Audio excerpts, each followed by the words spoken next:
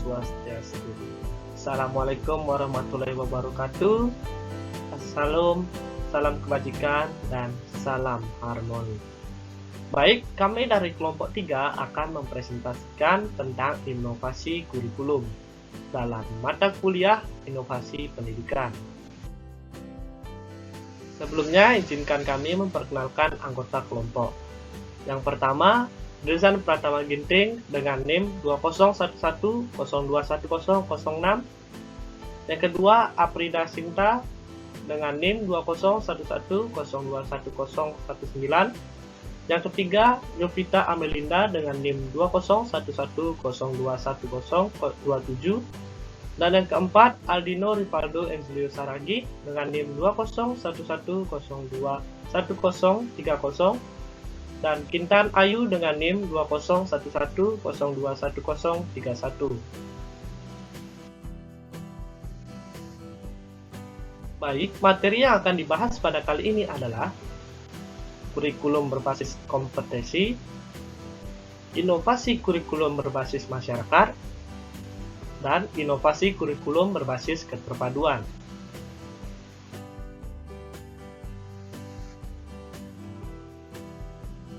A. Kurikulum berbasis kompetensi. Yang pertama, pengertian kurikulum berbasis kompetensi. Kompetensi merupakan kemampuan mengerjakan sesuatu yang berbeda dengan sekedar mengetahui sesuatu. Kompetensi harus didemonstrasikan sesuai dengan standar yang ada di lapangan kerja, menurut Hamalik tahun 2000. Kurikulum berbasis kompetensi merupakan seperangkat rencana dan pengaturan tentang kompetensi dan hasil belajar yang harus dicapai siswa, penilaian, kegiatan belajar mengajar, dan pemberdayaan sumber daya pendidikan dan mengembangkan sekolah menurut Depdiknak tahun 2002. Yang kedua, karakteristik kurikulum berbasis kompetensi menurut William E. Blank. Yang pertama, KBK memuat sejumlah kompetensi dasar sebagai kemampuan standar minimal yang harus dikuasai dan dicapai siswa. Yang kedua, kegiatan pembelajaran berfokus pada peserta, media, dan bahan belajar yang dirancang untuk membantu peserta didik belajar sesuai dengan kebutuhan siswa dalam penilaian yang disesuaikan dengan performasi. Yang ketiga, menyediakan waktu yang cukup bagi peserta dalam menguasai kompetensi-kompetensi sebelum diizinkan beralih ke kompetensi lain. Yang keempat, setiap peserta didik mendemonstrasikan kompetensi yang telah diselesaikannya. Performasi ditunjukkan peserta didik dibandingkan dengan standar yang telah ditetapkan. Terima kasih kepada Dezan. Selanjutnya, saya akan melanjutkan presentasi masih dengan materi yang sama, kurikulum berbasis kompetensi, yaitu pengembangan kurikulum berbasis kompetensi pada poin asas pengembangan KBK. Yang pertama ada asas filosofis, berkenaan dengan nilai yang berlaku di masyarakat. Yang kedua, asas psikologis, berhubungan dengan aspek kejiwaan, perkembangan peserta didik, searah psikologi anak didik yang memiliki perbedaan baik minat, bakat maupun potensi yang dimilikinya. Yang ketiga, asas sosiologis dan teknologis, kurikulum sebagai alat pedoman dalam proses pendidikan di sekolah, harus relevan dengan kebutuhan dan tuntutan masyarakat. Poin selanjutnya, prinsip-prinsip pengembangan KBK. Yang pertama, peningkatan keimanan, budi pekerti luhur, dan penghayatan nilai-nilai budaya. Yang kedua, keseimbangan etika, logika, estetika, dan kinestika. Yang ketiga, penguatan integrasi nasional. Yang keempat, pengembangan kecakapan hidup yang meliputi keterampilan diri, keterampilan berpikir rasional, keterampilan sosial, keterampilan akademi, dan keterampilan vokasional. Yang kelima, pilar pendidikan. Yang keenam, komprehensif. Yang ketujuh, belajar sepanjang hayat. Dan yang terakhir, disertifikasi kurikulum. Poin selanjutnya, implikasi KBK terhadap pengembangan aspek pembelajaran. Yang pertama, ada pengembangan rancangan pembelajaran. Yang kedua, ada pengembangan proses pembelajaran.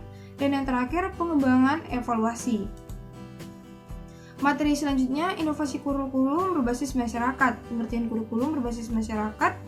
Kurikulum berbasis masyarakat yang bahan dan objek kajiannya, kebijakan dan ketetapan yang dilakukan di daerah, disesuaikan dengan kondisi lingkungan alam, sosial, ekonomi, dan budaya, dan disesuaikan dengan kebutuhan pembangunan daerah yang perlu dipelajari oleh siswa di daerah tersebut. Poin selanjutnya, karakteristik pembelajaran pada kurikulum berbasis masyarakat. Yang pertama ada pembelajaran berorientasi pada masyarakat, di masyarakat dengan kegiatan belajar bersumber pada buku teks. Yang kedua, disiplin kelas berdasarkan tanggung jawab bersama, bukan berdasarkan paksaan atau kebebasan.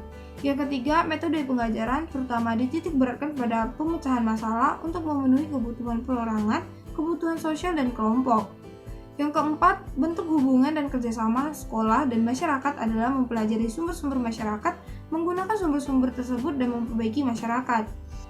Yang kelima, strategi pembelajaran meliputi karya wisata, manusia atau narasumber, survei masyarakat, proyek perbaikan masyarakat, dan sekolah pusat masyarakat. Selanjutnya, karakteristik materi pembelajaran. Yang pertama ada validasi, telah teruji kebenaran dan keasliannya. Yang kedua, tingkat kepentingan yang benar-benar diperlukan oleh siswa. Yang ketiga, kebermanfaatan secara akademi dan non-akademi. Yang keempat, layak dipelajari, tingkat kesulitan dan kelayakan bahan ajar, dan tuntutan kondisi masyarakat sekitar. Yang kelima, menarik minat atau dapat memotivasi siswa.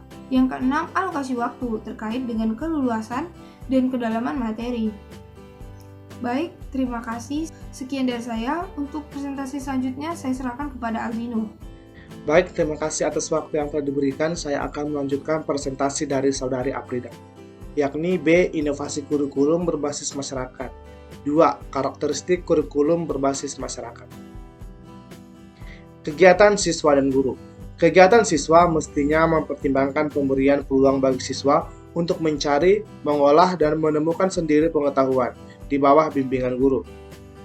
Guru dalam kurikulum berbasis pada masyarakat berperan sebagai fasilitator, sumber belajar pembina, konsultan sebagai mitra kerja yang memfasilitasi siswa dalam pembelajaran.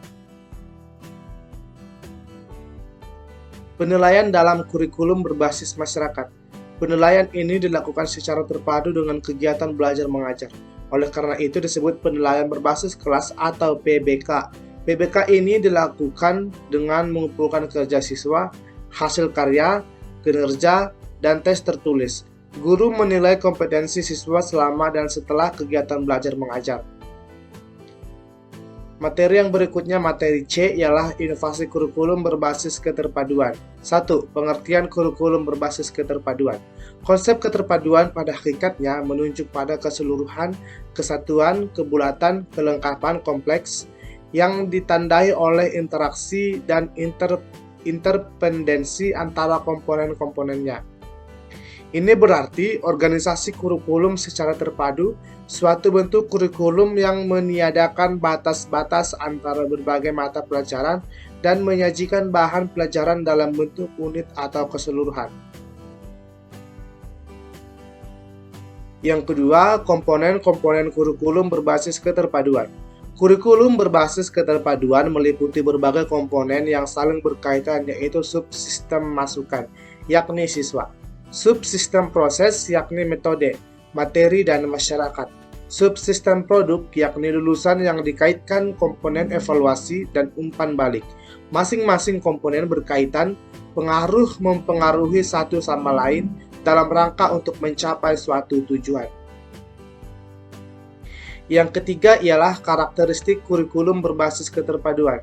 Ciri-ciri bentuk organisasi kurikulum terpadu diantaranya adalah A. Berdasarkan filsafat pendidikan demokrasi Pancasila. B. Berdasarkan psikologi belajar. C. Berdasarkan landasan sosiologis dan sosiokultural. D. Berdasarkan kebutuhan, minat, dan tingkat perkembangan pertumbuhan peserta didik.